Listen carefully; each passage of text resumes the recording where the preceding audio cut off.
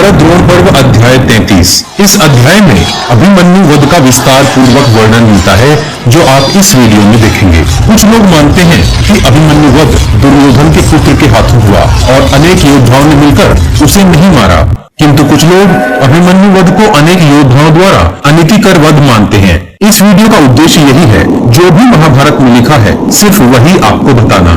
देखकर आप खुद निर्णय कीजिए। संजय धृतराष्ट्र को युद्ध का विवरण बताते हुए कहते हैं, राजन, जब अर्जुन ने आपकी सेना को पराजित कर युधिष्ठिर की रक्षा कर द्रोण के संकल्प को विफल कर दिया, तब आपके सैनिक, जिनके कवच छिन्न भिन्न और धूल से भर गए थे, द्रोणाचार्य की सम्मति से युद्ध बंद करके हारे मन से शिविर की ओर चल दिए। वे सब मानो रण क्षेत्र में उपहास का पात्र सा बन गए थे। उस समय सेनापति अर्जुन के गुणों का बखान और श्री कृष्ण के प्रति उनकी प्रीति का वर्णन कर रहे थे। दूसरे दिन वक्ताओं में श्रेष्ठ दुर्योधन ने शत्रुओं की उन्नति को देख उदासी, क्रोध और अभिमान से भरकर द्रोण से कहा, हे द्विजश्रेष्ठ, हम वास्तव में आपके शत्रु ही हैं, क्योंकि कल युधिष्ठिर के पास आ जाने पर भी आपने उसे नहीं पकड़ा। शत्रु युद्ध में सामने आ जाए और आप उसे पकड़ना चाहें, तब पांडव देवताओं की सहायता लेकर भी उसे बचाना चाहें तो नहीं बचा सकते, किंतु आप उस क्षण आंख बचा गए। आपने प्रसन्न होकर वर दिया था कि मैं युधिष्ठिर को पकड़ूंगा, किंतु आप अपनी बात से फिर गए। द्रोण इस प्रकार के शब्द सुनकर व्यथित होकर दुर्योधन से बोले, मैं तुम्हारा हित करने के लिए सदा उद्योग किया करता हूँ, अतः तुम्हें ऐसा नहीं समझना चाहिए। किंतु अर्जुन जिसकी रक्षा करता हो, उसको देवता, असुर, गंधर्व, यक्ष, राक्षस और नाग भी नहीं जीत सकते।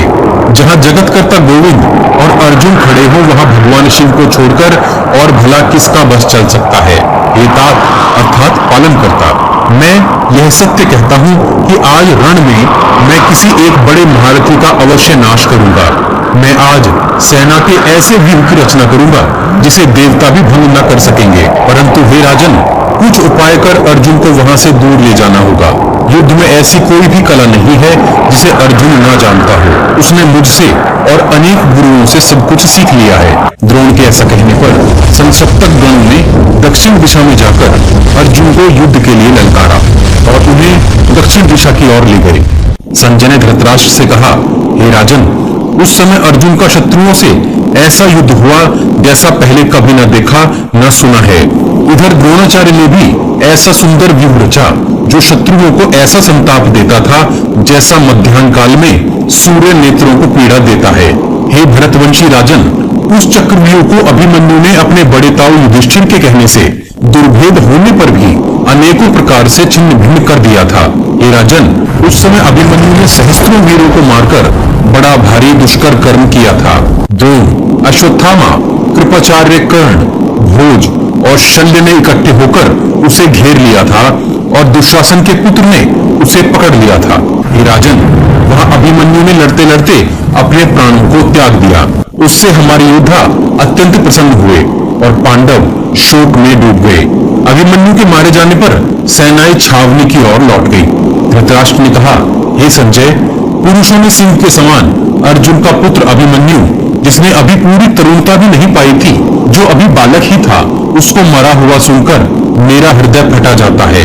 हे संजय, धर्म को रचने वालों ने क्षत्रिय का धर्म बड़ा ही दारुण बनाया है, जिसके वश में होकर राज्य के लोभी शूरों ने बालक के ऊपर भी शस्त्र छोड़ दिए। हे संजय, अश्व विद्या में प्रवीण अनेक योद्धाओं ने निर्भय होकर युद्ध में विचरते हुए अत्यंत सुखी बालक अभिमन्यु को किस प्रकार मारा, यह मुझे सुनना है। और हे संजय, उस बालक किंतु अति बली अभिमन्यु ने रथी सेना को तोड़ने के लिए किस प्रकार अपना बल लगाया, यह भी तुम मुझसे कहो।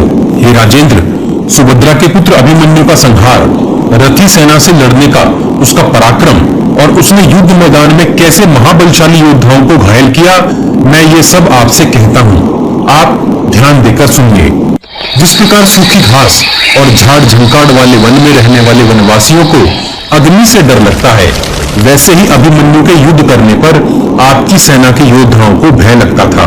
संजय बोले, हे महाराज धृतराष्ट्र, श्री कृष्ण और पांचों पांडव युद्ध में अति उग्र कर्म करने वाले हैं। अपने कर्मों के कारण वे देवताओं से भी नहीं हार सकते। बल, कर्म, वंश, बुद्धि, कीर्ति, यश और लक्ष्मी, ये सब गुण युधिष्ठिर में हैं। उनके समान ना कोई पुरुष हुआ है और ना कोई होगा। हे राजन, प्रलय काल के यमराज, वीर्यवान परशुराम और रथ में बैठा हुआ भीमसेन, ये तीनों एक समान माने जाते हैं। प्रतिज्ञा का पालन करने में अत्यंत कुशल गांडीवधारी अर्जुन की उपमा क्या पृथ्वी में किसी से दी जा सकती है? परम गुरु भक्त, अपने कर्तव्य और कर्म को गुप्त रखने वाला, विनय, दम, रूप और शूरता, ये 6 गुण नकुल में निवास करते हैं। वीर सहदेव शास्त्र ज्ञान, गंभीरता, बल, रूप और पराक्रम में अश्विनी कुमारों के समान है। महाराज, ये सब उत्तम गुण जो पांडवों और श्री कृष्ण में दिखते हैं, वे सब गुण एक अभिमन्यु में इकट्ठे दिखते थे। अभिमन्यु का बल युधिष्ठिर के समान, चरित्र श्री कृष्ण के समान, कर्म भयंकर कर्म करने वाले भीम के समान, रूप, पराक्रम और शास्त्र ज्ञान अर्जुन के समान तथा विनय और गंभीरता नकुल और सहदेव के समान थी। धृतराष्ट्र बोले, हे सूत, सुभद्रा के पुत्र, अपराजित अभिमन्यु के पूरे चरित्र को मुझे सुनने की इच्छा है। अतः अभिमन्यु ने रण क्षेत्र में किस प्रकार युद्ध किया और वीरगति पाई, मुझे विस्तार से बताओ। संजय बोले, हे महाराज, सावधान हो जाइए और भारी शोक को दबाकर रखिए। मैं आपको आपके संबंधियों के घोर संहार का वृतांत सुनाता हूं, उसको सुनिए। हे महाराज, द्रोणाचार्य ने चक्रव्यूह रचा और उसने इंद्र के समान बलशाली राजाओं को यथास्थान खड़ा किया। चक्रव्यूह के सबसे बाहरी भाग पर सूर्य के समान तेजस्वी नवीन राजकुमारों को खड़ा कर दिया। उन सब राजकुमारों ने इकट्ठे रहने की प्रतिज्ञा की थी। वे सभी लाल वस्त्र और लाल आभूषण पहने हुए थे। सबके कंठ में सुवर्ण की मालाएं पड़ी थी और शरीर पर चंदन लगा था। उनके रथ भी लाल रंग के ही थे। वे सब एक साथ उत्सुक होकर अर्जुन पुत्र अभिमन्यु की ओर एक साथ दौड़े। उन आक्रमणकारी वीरों की संख्या 10 सहस्त्र अर्थात 10,000 थी। वे सब योद्धा जो एक से साहस वाले थे, आपके पौत्र और दुर्योधन के पुत्र लक्ष्मण को आगे कर अभिमन्यु पर टूट पड़े। हे महाराज, राजा दुर्योधन सेना के मध्य भाग में महारथी कर्ण, कृपाचार्य और दुशासन को साथ लेकर विराजमान थे। उनके ऊपर श्वेत छत्र लगा था और उनके दोनों ओर चंवर और व्यंजन अर्थात हवा के पंखे झुलाए जा रहे थे। इस कारण वे उदय होते सूर्य के समान दिख रहे थे। उस व्यूह के मुहाने पर सेनापति द्रोणाचार्य और सिंधु देश का राजा जयद्रथ सुमेरु पर्वत के समान खड़ा था। हे महाराज, आपके 30 पुत्र अश्वत्थामा को आगे कर सिंधु राज जयद्रथ की करवट अर्थात बगल में खड़े थे। जयद्रथ की दूसरी करवट अर्थात बगल में मायावी गंधार देश का जुआरी राजा शकुनी, शल्य और भूरिश्रवा ये 3 महारथी खड़े थे। तदनंतर मृत्यु को सामने रखकर आपके पुत्रों का तथा पांडवों का रोमांचकारी युद्ध प्रारंभ हो गया।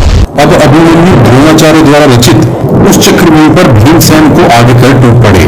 सात्विकी, चेकितान, दृष्टद्युम्न, महापराक्रमी कुंतीभोज, महारथी द्रुपद, अभिमन्यु, वीर्यवान बृहच्छत्र, चेदिराज, दृष्टकेतु, नकुल, सहदेव, घटोत्कच, बलवान युधामन्यु, शिखंडी, अपराजित उत्तमौजा, महारथी विराट, द्रौपदी के 5 पुत्र, शिशुपाल का पुत्र, महाबली केकय, महापराक्रमी सहस्त्रों शस्त्र विद्या में निपुण योद्धा अपने अपने नायकों की रक्षा में एक साथ द्रोणाचार्य के ऊपर टूट पड़े। उनके समीप आने पर अति बली द्रोण किसी प्रकार घबराए नहीं और उन्होंने बड़ी भारी बाण वर्षा कर उन्हें आगे बढ़ने से वहीं रोक दिया। जिस प्रकार बड़ा भारी जलाशय किनारों से टकराकर वहीं रुक जाता है, वैसे ही द्रोण के सामने पहुंचकर पांडव आगे न बढ़ सके। द्रोण के धनुष से निकले बाणों से पीड़ा पाकर पांडव और अन्य सभी योद्धा उनके सामने खड़े न रह सके। द्रोण का ऐसा बल देखकर युधिष्ठिर विचारने लगे कि द्रोणाचार्य को किस प्रकार सामने से हटाया जाए। उन्होंने विचारा कि अभिमन्यु के सिवाय द्रोणाचार्य को और कोई रोक नहीं सकता। यह मानकर उन्होंने अभिमन्यु के ऊपर यह असह्य भार रखने का विचार किया। युधिष्ठिर ने अभिमन्यु से कहा, हे महावीर, हमें ऐसा कर्म करना चाहिए जिससे अर्जुन वापस आकर हमारी निंदा न कर सके। चक्रव्यूह को कैसे तोड़ा जाए, इस बात को हम जरा भी नहीं जानते। हे महाबाहु, तुम, कृष्ण, अर्जुन और प्रद्युम्न, ये चार ही चक्रव्यूह को तोड़ना जानते हैं। कोई पांचवा पुरुष यहाँ इस काम को नहीं जानता।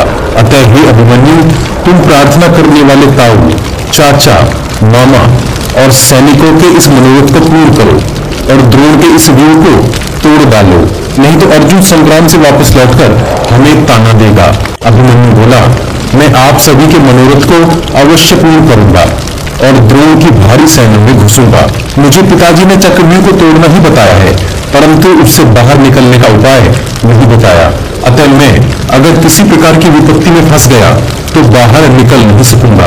यह सुन युधिष्ठिर बोले, हे योद्धाओं में श्रेष्ठ, तुम चक्रव्यूह को तोड़ो और हमारे घुसने के लिए मार्ग बनाओ। जिस मार्ग से तुम चक्रव्यूह में घुसोगे, उसी मार्ग से हम भी चक्रव्यूह में तुम्हारे पीछे पीछे प्रवेश कर जाएंगे। तुम धनंजय की तरह पराक्रमी हो, अतः तुम्हें आगे कर हम पीछे पीछे चलेंगे और मार्ग में सभी दिशाओं से तुम्हारी रक्षा करेंगे।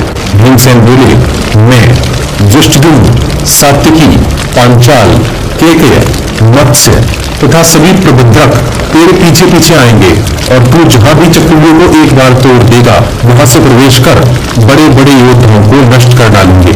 अभिमन्यु बोले, क्रोध में भरपूर पतंगे जिस प्रकार जलती हुई अग्नि पर जा पड़ते हैं, वैसे ही मैं भी उस व्यूह में घुसूंगा जिसमें घुसना अत्यंत कठिन है। आज ऐसा पराक्रम करूंगा जिससे नलसाल और दलसाल दोनों कुलों का हित होगा और पिताजी और मामा जी मेरे कर्म से प्रसन्न होंगे। मैं अकेला हूँ और बालक हूँ, तो भी शत्रुओं की सेना का संहार कर डालूंगा। मेरे जीते जी यदि कोई शत्रु जीता या जागता बच गया तो मैं अर्जुन का पुत्र नहीं और सुभद्रा के पेट से जन्मा नहीं। यदि एक रथ में बैठकर मैं संपूर्ण क्षत्रियों के समूह के 8 टुकड़े न कर दूं तो मैं अर्जुन से पैदा ही नहीं हुआ। युधिष्ठिर बोले, हे सुभद्रा नंदन, हे महाधनुर्धारी, तू सूर्य के समान पराक्रमी पुरुषों से रचित द्रोण के महादुर्ग को तोड़ने की प्रतिज्ञा करता है। ऐसा कहने वाले, हे महावीर, तेरा बल बढ़े। कथा सुनाते हुए संजय बोले, हे महाराज, युधिष्ठिर के ऐसे वचन सुनकर अभिमन्यु ने अपने सारथी से कहा, हे सुमित्र, अपने घोड़ों को द्रोण की सेना की ओर बढ़ाओ।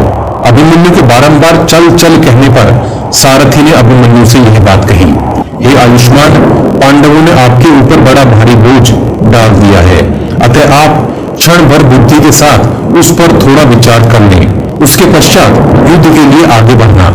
सारथी बोला, द्रोणाचार्य बड़े शक्तिमान हैं, उन्होंने बड़ा भारी परिश्रम किया है और आप बड़े सुख में पले बड़े हैं, आप युद्ध में उनके समान निपुण भी नहीं है। अभिमन्यु ने खिलखिलाकर सारथी से कहा, यह द्रोण और क्षत्रियों का समूह क्या है? यदि ऐरावत हाथी पर चढ़कर स्वयं इंद्र भी देवताओं को साथ लेकर आए अथवा भूतगणों को साथ लेकर ईशान शिव भी लड़ने को आए तो भी मैं उनसे लड़ूंगा। इन राजाओं को देखकर मुझे आश्चर्य नहीं होता, ये मेरे 16वें भाग के बराबर भी नहीं है। हे सूत, अधिक क्या कहूं, यदि युद्ध में विश्वजीत मामा श्री कृष्ण और पिता अर्जुन से भी सामना हो जाए तो भी मैं डरने वाला नहीं हूं। इस प्रकार अभिमन्यु ने सारथी की बात का तिरस्कार कर शीघ्रता से द्रोण की ओर रथ बढ़ाने को कहा। इस प्रकार की बात सुनकर सारथी का मन प्रसन्न तो नहीं हुआ, किंतु सुनहरे आभूषणों से सुसज्जित 3 वर्ष के घोड़ों को द्रोण की ओर बढ़ा दिया। अभिमन्यु के घोड़े महापराक्रमी द्रोण की सेना की ओर अत्यंत वेग से दौड़े। अभिमन्यु को अपनी ओर आते देख कौरव पक्ष के सब योद्धा उनके सामने हो गए। पांडव अभिमन्यु के पीछे पीछे चल रहे थे। ऊंची ध्वजा वाला सुवर्ण के कवच को पहन अर्जुन से भी बढ़ा चढ़ा अर्जुन का पुत्र युद्ध करने की अभिलाषा से द्रोण आदि महारथियों के समक्ष इस प्रकार आ खड़ा हुआ जैसे हाथियों के बीच सिंह का बच्चा आ डरता है।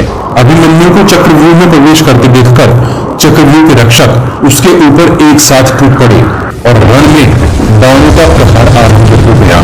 संजय ने कहा, हे राजन, एक दूसरे का संहार करने वाले योद्धाओं का आपस में महादारुण संग्राम होने लगा।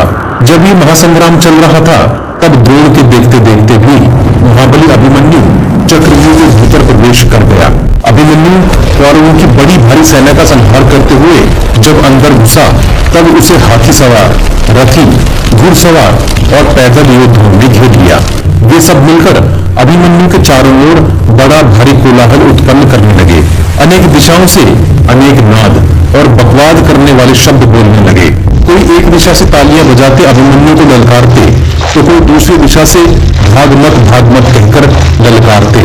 कोई बोलता कि इधर देख, तेरा शत्रु यहाँ खड़ा है, तो कोई कहता कि ए बालक, इधर आ इधर। ऐसे कोलाहल को उत्पन्न कर वे सब कौरव योद्धा हास्य, झंझनाहट, तालियां और रथ के पहियों से शोर कर अभिमन्यु पर टूट पड़े। संजय बोले, हे राजन, शीघ्रता से युद्ध की कला जानने वाला अभिमन्यु, जिसे योद्धा के मर्म स्थानों का पता था, सामने आए उन योद्धाओं के मर्म स्थानों में मर्मभेदी तीक्ष्ण बाण मारकर उन्हें भेदने लगा। उन बाणों के प्रहार से योद्धा घायल और मृत हो भूमि पर ऐसे गिरने लगे जैसे पतंगे अग्नि में गिरते हैं।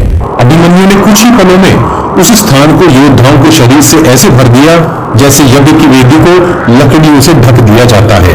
हे राजन, आपके योद्धा जो हाथों में अनेक प्रकार के भिन्न भिन्न आयुध लिए थे, जैसे धनुष बाण, तलवार, ढाल, अंकुश, भाले, तोमर, फरसे, गोफनी, फांसे, पत्थर, गदा, पट्टीश, चाबुक, बड़े बड़े शंख, उन सब के हाथों को अभिमन्यु ने अत्यंत फुर्ती से काट डाला। हे राजन, लहू लुहान हुए लाल लाल लुढ़कती हजारों भुजाओं से पृथ्वी ऐसे शोभा पा रही थी जैसे 5 मुख वाले सर्पों को गरुड़ जी ने काट काट कर फेंक दिया हो। अर्जुन के पुत्र अभिमन्यु ने शत्रुओं के मस्तकों से पृथ्वी को ढक दिया। उन्होंने वहां अनेकों अनेक रथों को नष्ट कर दिया। उनके पहिए, छत्र और सभी भाग नष्ट हो गए। उस समय बाण वर्षा करता अभिमन्यु सब जगह समाया हुआ सा लगता था। जब अभिमन्यु के समक्ष हाथियों से सुसज्जित सेना आई, तब उन्होंने फिर से पराक्रम दिखाया। भीषण प्रहार कर उन्होंने हाथियों के वैजयंती माला, ध्वजा, कवच, हाथियों की कमर पेटी, गले के बंधन, झूले, घंटे, सूंड, दांतों के अग्रभाग, छतरी और उनके पीछे चलने वाले पुरुषों को भयंकर बाणों से काट डाला। संजय बोले, हे महाराज, आपकी सेना में जो अद्भुत अश्व थे, जो वनों, पर्वतों, कंबोज और बाहलिक देशों से आए थे और जिनके ऊपर शक्ति और तोमरों से युद्ध करने वाले चतुर योद्धा सवार थे, ऐसे घोड़ों और घुड़सवारों को भी अभिमन्यु ने अद्भुत पराक्रम करके काट डाला। कितने ही घोड़ों और उन घुड़सवारों के भीतरी अंग शरीर के बाहर निकल आए थे। उन घोड़ों के नाश को देख मांसाहारी पक्षियों को बड़ा हर्ष हुआ। संजय बोले, हे राजन, अकेले अभिमन्यु ने विष्णु के समान अविश्वसनीय और भयानक कर्म प्रकट किया। अभिमन्यु ने आपकी 3 अंगों वाली सेना का संहार कर डाला और शत्रुओं से सहा न जाए ऐसा महापराक्रम करके दिखाया। जिस प्रकार कार्तिकेय ने असुरों की सेना का नाश कर डाला था, वैसे ही अकेले अभिमन्यु ने आपके पैदल योद्धाओं का नाश कर डाला। यह देखकर वहां उपस्थित योद्धाओं और उनके पुत्रों के मुख सूख गए, रोंगटे खड़े हो गए, आंखें डगमगा गई, खड़े खड़े पसीना आ गया और वे 10 दिशाएं देखने लगे। वे सब इतने उदासीन हो गए कि भागने का मार्ग देखने लगे। वे वहां अपने गोत्र के बंधुओं को बुलाने लगे। अनेक तो घोड़ों और हाथियों को हाँक हाँक कर वहां से भाग खड़े हुए। संजय ने कहा, हे महाराज, परम पराक्रमी अभिमन्यु से सेना को तितर बितर हुई देखकर दुर्योधन को बड़ा क्रोध आ गया। अतः वह स्वयं ही अभिमन्यु के सामने जा पहुंचा। जैसे ही द्रोणाचार्य ने दुर्योधन को सुभद्रा नंदन की तरफ जाते देखा, द्रोणाचार्य ने सभी योद्धाओं से तुरंत दुर्योधन की रक्षा के लिए जाने को कहा। द्रोणाचार्य बोले, बलि अभिमन्यु हमारे देखते देखते ही योद्धाओं का लक्ष्य बनाकर नाश कर रहा है, इसलिए बिना डरे दुर्योधन के पीछे जाकर सब उसकी रक्षा करें। संजय बोले, हे महाराज, यह सुनकर विजय के प्यासे आपके पुत्र दुर्योधन की भय से रक्षा करने के लिए उसके चारों ओर हो लिए। इतने में ही द्रोण, अश्वत्थामा, कृपाचार्य, कर्ण, सुबलपुत्र, कृतवर्मा, ब्रह्मदत्त, मद्रराज, भूरिश्रवा, कौरव, शल्य, वृषसेन, ये सभी मिलकर अभिमन्यु पर बाण वर्षा करने लगे। उन सब ने एक साथ मिलकर अभिमन्यु को हड़बड़ी में डालकर दुर्योधन को बचा लिया। मुख से निकले हुए द्रास के समान दुर्योधन का छूटना अभिमन्यु से सहा नहीं गया। क्रोध से भरकर उसने बड़ी भारी बाण वर्षा कर सारथी और घोड़ों सहित उन महारथियों को भगाकर सिंहनाद किया। मांस चाहने वाले सिंह के समान अभिमन्यु के नाद को द्रोण आदि योद्धा सह न सके और वे सभी अत्यंत क्रोध से भर गए। उन सबने अभिमन्यु को चारों ओर से घेर लिया और अनेकों प्रकार के चिन्ह वाले बाणों के जाल उस पर छोड़ने लगे। संजय बोले, हे महाराज, आपके पौत्र अभिमन्यु ने तेज शस्त्रों के प्रहार से उन बाण जालों के टुकड़े टुकड़े कर उन महारथियों को भी घायल कर दिया। अभिमन्यु के सर्पों के समान बाणों के प्रहार से क्रोध में आए उन महारथियों ने अभिमन्यु को मारने की इच्छा से चारों ओर से घेर लिया। संजय बोले, राजन, उस समय आपकी सेना युद्ध के समान उठन पड़ी।